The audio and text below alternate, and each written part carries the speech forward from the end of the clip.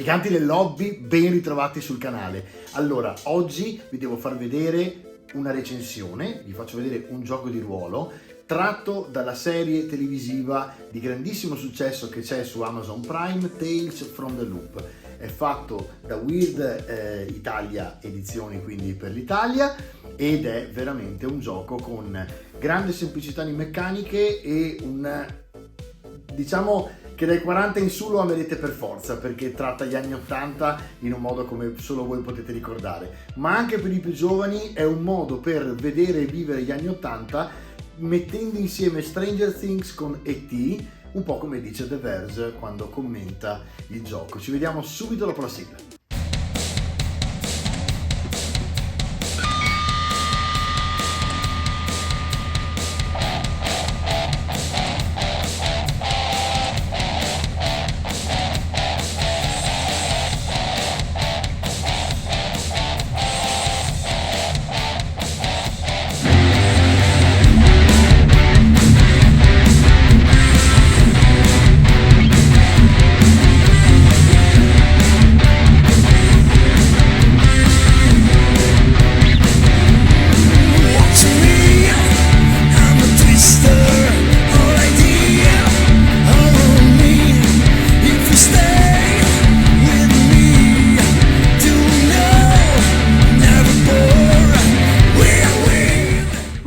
È uno dei classici giochi che con un singolo manuale già fate il delirio, cioè qui c'è veramente più spazio per la fantasia che alle regole e veramente ha delle chicche bestiali. Allora, la Weird lo ha portato in Italia per conto di Free League, che voi conoscete già per altri giochi che abbiamo già affrontato, che usa questo sistema di meccanica molto semplice dei dadi da 6, dadi che fra l'altro Weird mi ha gentilmente mandato per farveli vedere. Sono dadi che fino a esaurimento scorte, come fanno spesso loro, hanno all'interno, diciamo, del loro sito.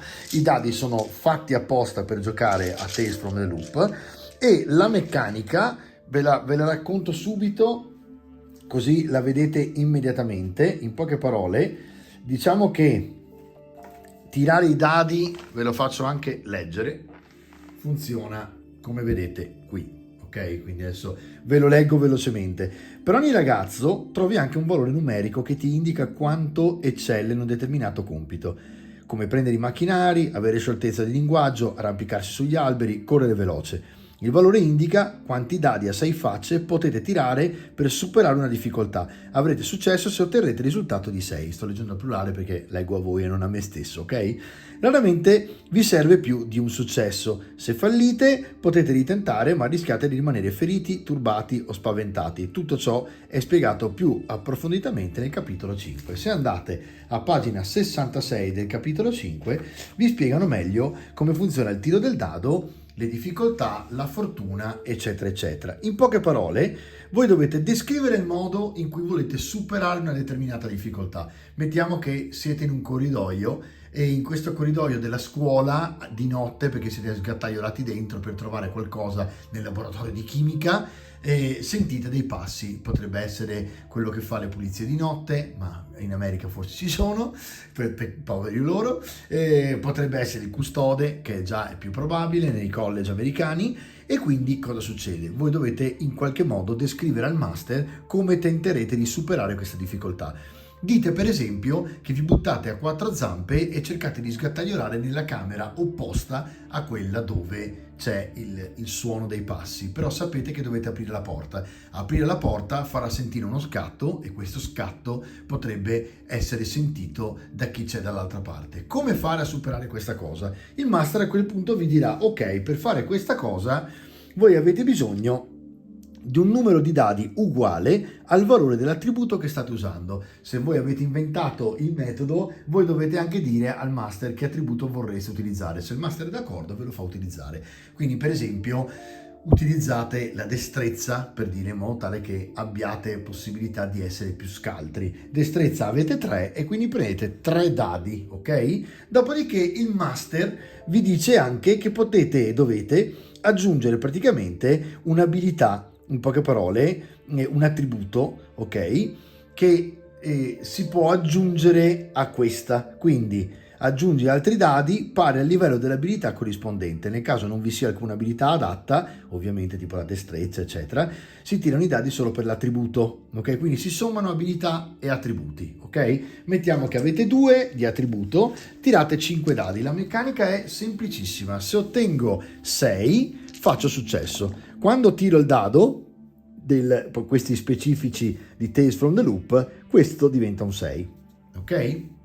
Siccome ho fatto un 6, molto spesso per cose di questo genere basta un 6 e quindi voi siete riusciti a fare quello che dovevate. Se è più difficile, il master potrebbe anche dirvi che dovete realizzare 2 6 su 5 dadi e quindi diventa un po' più complicato. Per esempio io in questo caso non ce l'avrei fatta, ok? Questo è come funziona e questi sono i dadi che tra le altre sono veramente all'altezza di quelli di Games Workshop da 25 euro, cioè quelli che con la resina che piacciono a me, belli alti, insomma veramente dei dadi fatti bene, con proprio, lo sentite dal suono, la resina è quella, ok? Molto molto solida, che non si rompe ma che sembra quasi vetrificata, molto bella.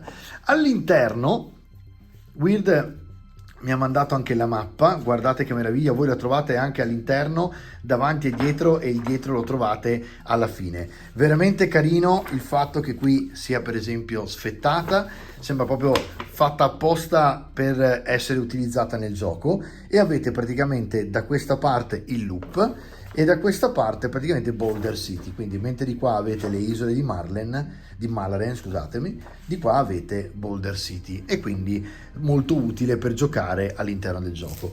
Il diciamo manuale è fatto veramente nello stile anni 80, e quindi chi ha più di 40 anni veramente questo gioco qui, ragazzi, vi piacerà un casino, perché si parla di Walkman, si parla di tutto quello che ha a che fare normalmente con gli anni 80, con i bomberini, vedete, non so se avete visto questa immagine, guardate, ecco lui che si trascina il suo slittino, per esempio le videocassette, cioè cose che in pochissimo sono diventate vintage, perché nel giro di 20 anni tutte queste cose sono già diventate vintage. Poi mischia tutta una serie di caratteristiche robotiche, e quindi vi racconta sostanzialmente un passato mai esistito che tutti però riusciamo a immaginare, perché se ci siamo stati, specialmente appunto i soliti 40 anni e più, effettivamente vi dà questa sensazione di essere lì, con questa variante che non è proprio steampunk, ma si potrebbe anche definire una cosa del genere, nel senso che ci sono i robot di mezzo. Il giornale The Verge lo ha definito veramente, guardate qua, il Tales from the Loop mette insieme Stranger Things e E.T. E questa è la definizione. Sotto dice Io 9, un viaggio meraviglioso in un tempo che è accaduto solo nella nostra immaginazione, eppure incredibilmente riconoscibile. Questo è praticamente quello che vi stavo dicendo poco fa. E poi beccatevi i premi di questo gioco, giusto per farvi capire il calibro di un singolo manuale che costa 50 euro sul sito della Weird. Vincitore Gold in 5 categorie agli Annie Awards 2017, cioè sono andati là, hanno preso tutto e se ne sono andati a casa. Hanno vinto il Best Game, quindi miglior gioco dell'anno, Best Setting, miglior capacità di settaggio quando si prepara il gioco, Best Interior Art, perché c'è poco da dire, diciamo che i disegni all'interno sono veramente fighissimi, e soprattutto la cosa interessantissima è riuscire a fare disegni che abbiano lo stile degli anni 80, no? Quindi anche il tratto del disegno e del segno è quello che ricorda fumetti anni 80, illustrazioni anni 80. Best Writing, perché è anche la migliore, le migliori storie all'interno, adesso ve ne parlo, e Product of the Year è il prodotto dell'anno, quindi questo ha vinto il miglior gioco dell'anno, nonché il prodotto dell'anno. La cosa interessantissima di questo manuale è che all'interno, se andate ecco qua vedete il marchio della Free League, l'edizione italiana con tutti i crediti. Qui c'è il super, vedete, il super sommario, e se guardate avete praticamente il mistero da 06 in poi, quindi l'ultimo capitolo, e la cosa veramente interessante è che avete praticamente una sorta di serie di avventure che creano una campagna, eccolo qui, mi sa che è leggermente più indietro, eccoci qua, ed è Le 4 stagioni di follia, eccolo qua, 4 stagioni di follia.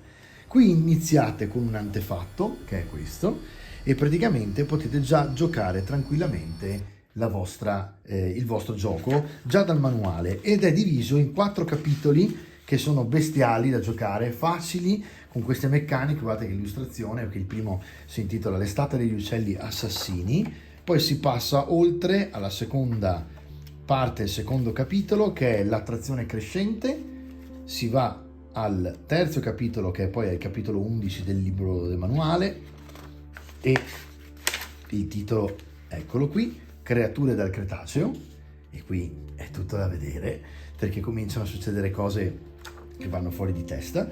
E poi Io Wagner non vi racconto, prendete il manuale, giocateci perché merita.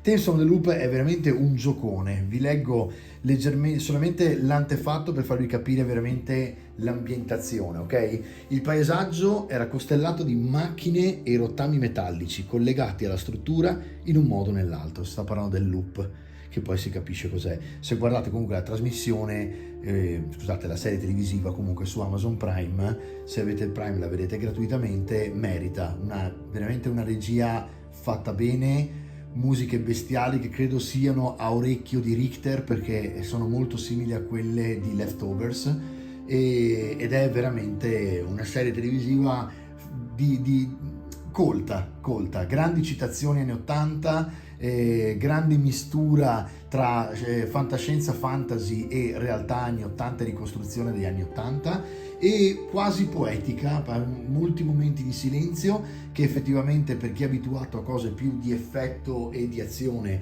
potrebbe a volte risultare addirittura quasi noioso, perché ha veramente dei momenti di silenzio, di calma. Però nel suo complesso, devo dire la verità, Tales from the Loop lascia veramente sempre più colpiti a mo' di escalation.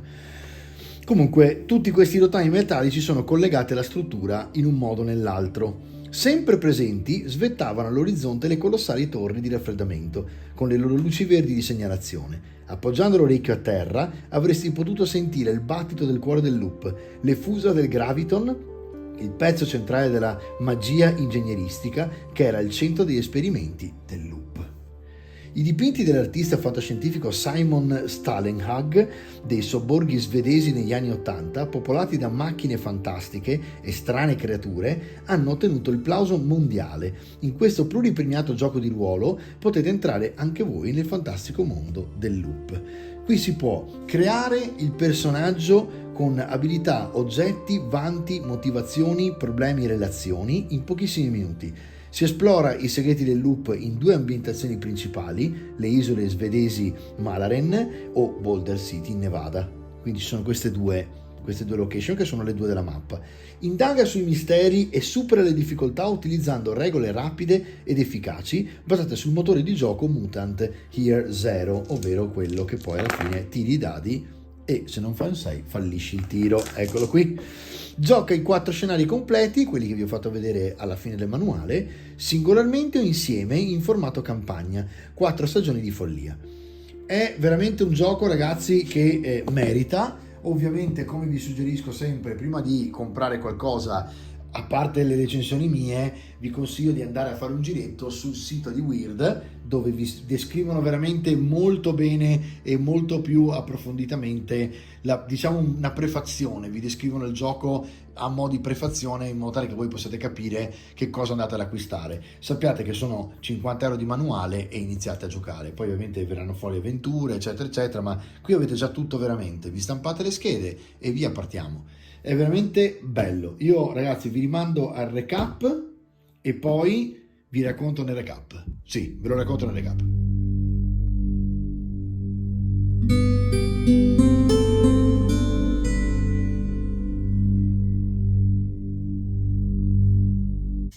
Questo gioco devo dire che è uno di quelli che aggiungerò alla lista, e devo dire che Free League sta veramente azzeccando un gioco dietro l'altro, e nulla da dire. Questa meccanica dei dadi da 6 è molto rapida, molto facile da spiegare agli altri, quindi se qualcuno si aggiunge alla serata dopo cena e vuol giocare è un attimo imparare a giocare, basta che il master conosca insomma un pochino le regole, ma le regole sono poche, il background è tanto, è super sviluppabile, ci sono 4 avventure collegate o singole che possono fungere anche da campagna, quindi potete trovarvi a 4 serate, a 4 cene, veramente una chicca, un manuale fatto benissimo, la copertina rigida, satinata, l'interno con queste illustrazioni bestiali, sta carta vecchia quasi pergamena, un po' come quella di Indomitus che usiamo con ala nera, se qualcuno di voi ce l'ha insomma, quindi una bella carta ruvida, mi piace veramente, cioè abbiamo proprio gli stessi gusti io e Weird su queste cose, veramente veramente bravi. Infatti poi se guardate ci divertiamo anche dall'altra parte, per esempio quando guidiamo le stampe di ala nera abbiamo veramente gusti simili sulla scelta della carta, quindi è ovvio che c'è questa commistione in cui nel vlog io presento entrambi. Quindi che dire ragazzi, è veramente un gioco da provare, andate sul sito della Weird, cercatelo, leggetevi la prefazione un po' più approfondita e se qualcuno vuole veramente avere un gioco facile e semplice da giocare anche estemporaneamente una sera, Tales from the Loop è una chicca, anche perché poi si sviluppa e ci sono delle cose veramente interessanti. Se volete avere un'idea veramente chiara con uno sviluppo in testa di quello che potrebbe essere poi il gioco di ruolo, per capire l'ambientazione, Amazon Prime, se qualcuno di voi ce l'ha, Tales from the Loop e vi godete la serie. Ok ragazzi, io vi ringrazio tantissimo, vi rimando credo già a domani dove farò una prefazione al viaggio che sto per fare a Torino. Sto per andare alla Fiera del Libro, dal 19 al 22 mi troverete al banco e lo stand di Ala Nera Edizioni con il direttore, quindi ci sono i due ideatori praticamente, ce ne mancano un po' ma insomma sappiamo che dovevano stare al quartiere generale a lavorare, quindi troverete noi due, non vediamo l'ora di conoscervi di persona, di chiacchierare con voi, di sentire i vostri feedback, vediamo tutti, anche quelli brutti, non vi preoccupate, sapete che li abbiamo sempre ascoltati tutti, quindi non vedo l'ora di raccontarvi il viaggio, anche perché farò vlogging vero e proprio stavolta, dove vi annoierò con un po' di chiacchiere durante il viaggio piuttosto che durante la fiera. Ok ragazzi, ci vediamo domani, nel frattempo buon Tales from the Loop.